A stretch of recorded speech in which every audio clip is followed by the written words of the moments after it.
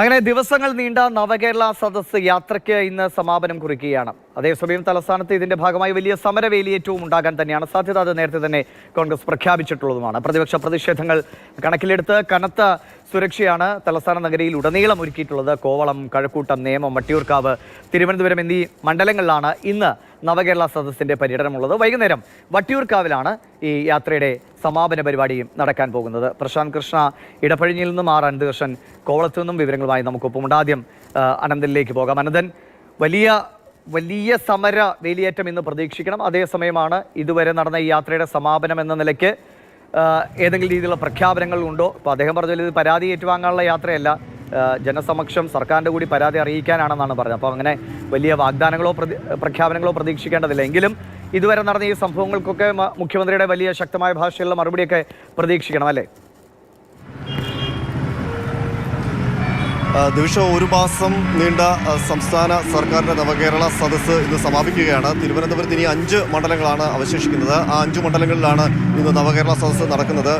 കോവളം മണ്ഡലത്തിലാണ് ഇന്ന് രാവിലെ ആദ്യം മുഖ്യമന്ത്രിയും മന്ത്രിമാരും നവകേരള സദസ്സിൻ്റെ ഭാഗമായിട്ട് എത്തുന്നത്. ഞാൻ ഈ കോവളത്തെ നവകേരള സദസ്സ് നടക്കുന്നത് വിഴിഞ്ഞം പെട്രോൾ പമ്പിന് സമീപത്ത് പ്രത്യേകം സജ്ജീകരിച്ച പന്തലിലാണ്. അതിന് സമീപത്താണ് ഞാൻ നിൽക്കുന്നത്. ഇപ്പോൾ ഈ കാണുന്ന ദൃശ്യങ്ങൾ, ഈ വാഹന വ്യൂഹം മുഴുവൻ ഈ നവകേരള സദസ്സിൽ പങ്കെടുക്കാൻ കോവളം മണ്ഡലത്തിൽ നിന്നുള്ള ജനങ്ങൾ വരുന്ന കാഴ്ചയാണ്.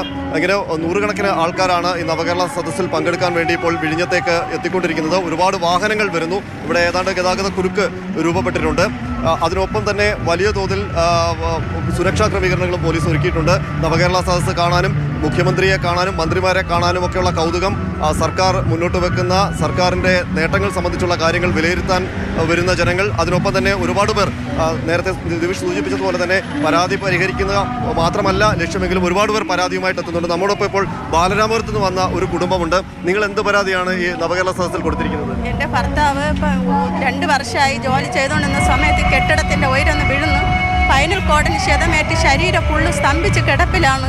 അപ്പോൾ ഞങ്ങൾക്കിനി മുൻപോട്ട് ചികിത്സയ്ക്ക് യാതൊരു നിവൃത്തിയില്ല. സാമ്പത്തികമായിട്ട് ഒരു നിവൃത്തിയില്ല. പഠിക്കുന്ന 2 മക്കളുണ്ട്, അവരെ പഠിപ്പിക്കുക യാതൊരു നിവൃത്തിയില്ല. പിന്നെ വീട് ചെറ്റിയുടെ അവസ്ഥയിലാണ്.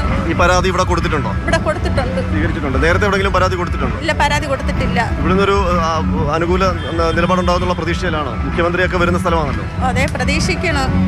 കാരണം ഞങ്ങളെ പരിഗണിക്കണം. കാരണം ഇനി ഞങ്ങൾക്ക് മുൻപോട്ട് യാതൊരു ഇതും ഇല്ല.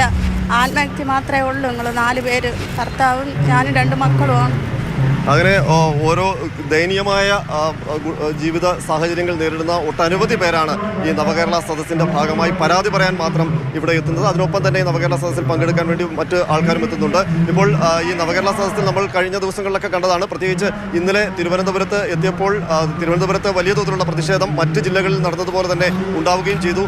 ഇന്ന് അവസാന ദിവസമാകുമ്പോൾ ആ പ്രതിപക്ഷ പ്രതിഷേധത്തിൻ്റെ ശക്തി കുറച്ചുകൂടി കൂടും എന്ന് തന്നെയാണ് വിലയിരുത്തപ്പെടുന്നത്. പ്രത്യേകിച്ച് ഇന്ന് കോൺഗ്രസിൻ്റെ നേതൃത്വത്തിൽ DGP ഓഫീസ് മാർച്ചുണ്ട്.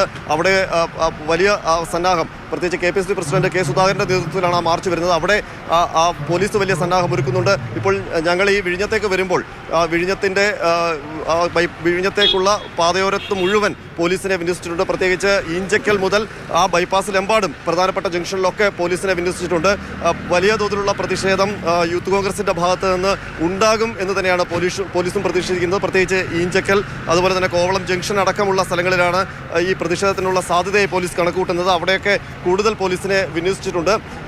വിഴിഞ്ഞത്തെ ഈ നവകേരള സദസ്സ് കഴിഞ്ഞു കഴിഞ്ഞാൽ പിന്നീട് ഇനി നേമം മണ്ഡലത്തിൻ്റെതുണ്ട്, കഴക്കൂട്ടം മണ്ഡലത്തിൻ്റെതുണ്ട്. ഒടുവിൽ വട്ടിയൂർക്കാവും തിരുവനന്തപുരം മണ്ഡലങ്ങളുടെ ഒരുമിച്ച് വട്ടിയൂർക്കാവിലാണ് വൈകുന്നേരം നടക്കുന്നത്. അതോടുകൂടി നവകേരള സദസ്സ് പൂർത്തിയാവുകയും ചെയ്യും. ഏതായാലും